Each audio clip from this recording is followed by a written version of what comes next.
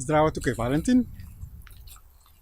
Danes bom govoril o sporočanju, o prenašanju informacij drugim in kakšen je moj osebni proces v zvezi s tem, kakšni izzivi so pred mano.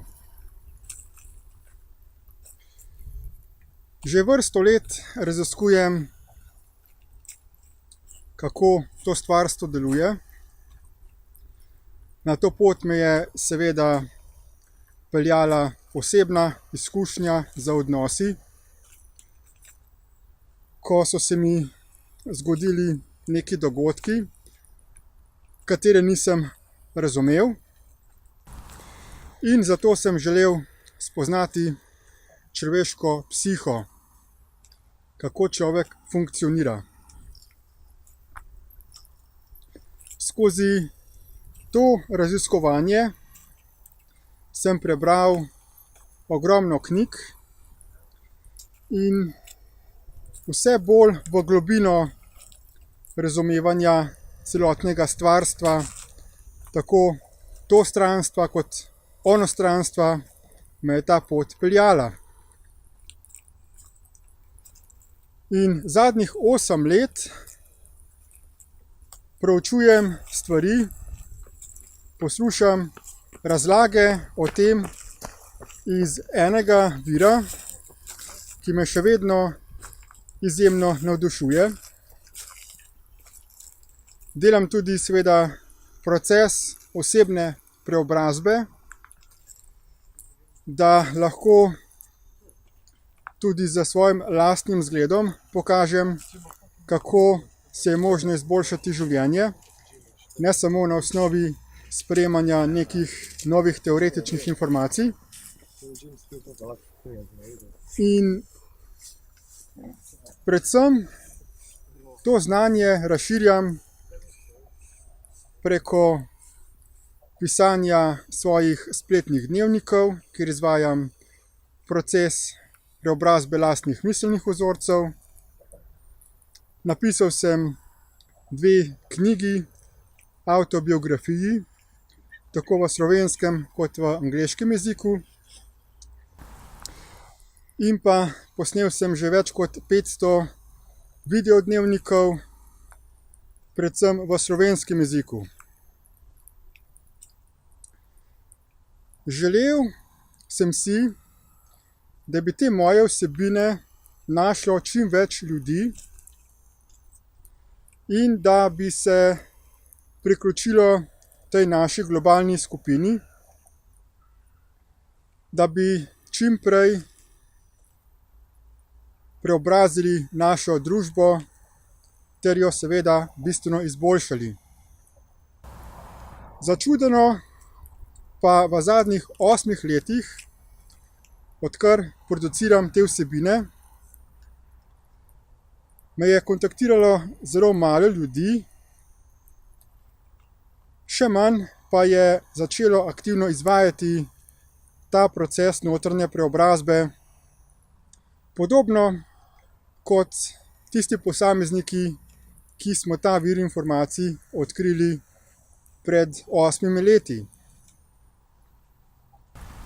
Ob tem, ko si želim, da bi za te informacije izvedlo vse več ljudi, sem videl, da marsikdo reagira z odporom, da so te informacije tako zelo nenavadne, da jih malo ljudi resnično in globoko razume. Oziroma spraševal sem se, kakšna je moja vloga pri tem, kako bi lahko bil še bolj učinkovit. V zadnjem času vse bolj ozaveščam to moje predprogramiranje, moja predispozicija, ki sem jo podedoval iz moje družine, ki me je vodila v to smer, da sem informacije podajal na precej šokanten način. Želel sem druge ljudi presuniti in na ta način seveda sem ustvaril ravno obraten učinek, kot sem ga želel. Hkrati pa sem se nekako podzavestno bal, da če bi veliko ljudi te informacije našlo, bi želeli vse večjo mojo pozornost. Bal sem se, da bi mi zmanjkalo časa za sebe,